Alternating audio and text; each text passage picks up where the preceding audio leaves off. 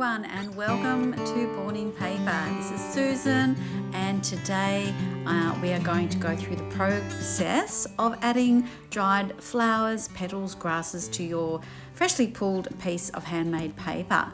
If this is something that you love and you want to get into making more handmade paper projects and expand on what you already know or want to know how to start from scratch, click and subscribe to our Born in Paper YouTube channel, like the videos and get ready to see more and more drop in with some hints and tips. We won't just be making handmade paper, we will be into some binding, bookbinding projects as well and making some beautiful lights. But here we are today adding dried flowers and grasses to a freshly pulled piece of paper. So while I've just been doing an introduction, you've seen me laying down the love grasses, certain grasses that we put in handmade paper, very easily accessible, any grass would do. I'm using these dried hydrangea petals. They are beautiful. They're like little tiny bunch of flowers and you can pull them apart and just lay them how you like. And then I'm adding this very soft, usually in bunches of dried flowers. You can purchase them from florists, and even though they're not flat, because I always like flat petals and leaves in the paper, they're soft, very soft, and so I'm just putting them in between the hydrangeas to break up the design, to make it look so it's not just all bright pink petals.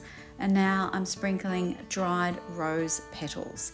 Now these are beautiful, add a really vibrant colour, but you do need to know that sometimes with dried rose petals or even red carnations, when they're dry in the paper, they will leave a little halo of ink.